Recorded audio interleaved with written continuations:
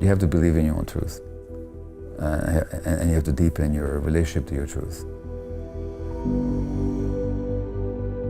And you'll connect with people that are also seeking the same truth as you are, even if they don't see it the way you do. So never be afraid of your own truth, and to explore it. Also, don't be afraid to let go of it if you find that there's a deeper truth that speaks to you. And at the same time, whatever you do out there in the world, do an equal amount of work internally. Because if you don't, your work in the world will not be as effective. My wife said to me, literally she said to me, addressing my workaholism, she said, look, you gotta realize you're a workaholic. And so that challenged me. And so I really had to make a decision of what kind of life do I really want. Now the work is very satisfying, and there's a lot of appreciation for it out there in the world. But at the same time, if I identify with it, if I make it my identity and who I am, I deplete myself and I suffer, and I impose suffering in my primary relationship as well. So I've really had to look at my life. So I have slowed down, and literally now every invitation I get has to be vetted and approved by my wife, which is not a matter of yielding control to her. It's a matter of recognizing that I need support in making these decisions. And as a result of that, I'm enjoying life a lot more. And at the beginning of your movie, Iron Man, John Joseph says that we have to suffer to seek the truth. Some words to that effect. And whether he knows it or not, he's quoting the great Greek playwright Aeschylus, who in his Agamemnon, the chorus says, we human beings suffering to truth. So literally, it was that suffering imposed by my workaholism that led me to have to make decisions and to understand the truth. If you could pick up the phone and make a call to the 20-year-old Gabor and give that young man a bit of advice, what would you tell him? Where was he? Getting his medical degree. No, he wasn't. He was, at that time, his ADD was too powerful. He couldn't go to medical school yet, because that took more concentration and discipline than I was ready for. I didn't go to medical school till I was 28. So what do I say to the 20-year-old? Look inside. At that time, I was going to save the world through politics. Not to ignore the politics, but pay at least as much attention internally or more than you're casting on the outside.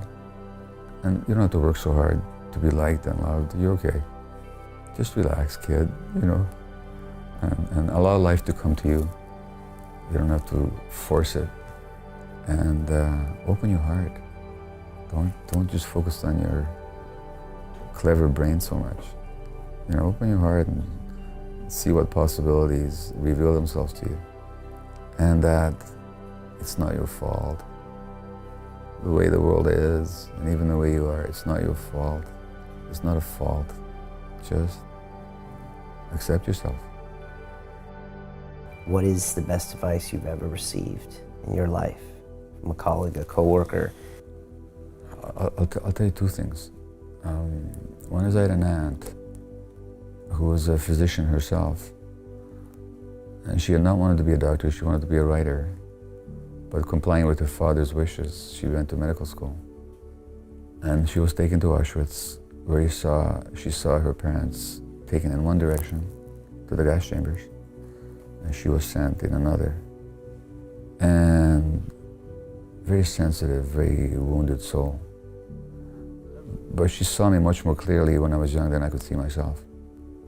And once she quoted Shakespeare to me, and I know it's a cliche, and I know that it's in the mouth of the character Polonius, in whom Shakespeare puts this phrase, it's even hypocrisy, but it's so true. And she said to me, she wrote to me, to thine own self be true. You know, I wish I had understood what that meant, but that's the best advice I got. And then when I was a physician, but the part of me that wanted to write hadn't really expressed himself. Because that was really in me, to write and to share something with the world. And I had a patient who used to be an English professor at the University of British Columbia. He was quite a well-known Canadian poet, Warren Tallman. And I said to him when he came to the office once for a medical visit, I said, Warren, I want to write, but I don't know what. And he said, don't worry about it. He said, don't worry about it. He said, you will write when you have something to teach the world. And that's what happened. There's a lot of people out there who see the truth, but they don't control the media. And they don't write the scripts for most movies. So therefore, you might not get validation out there, but you have to believe in your own truth. And you have to deepen your relationship to your truth. And you'll connect with people that are also seeking the same truth as you are, even if they don't see it the way you do. So never be afraid of your own truth, and to explore it. Also, don't be afraid to let go of it if you find that there's a deeper truth that speaks to you. And at the same time, whatever you do out there in the world, do an equal amount of work internally.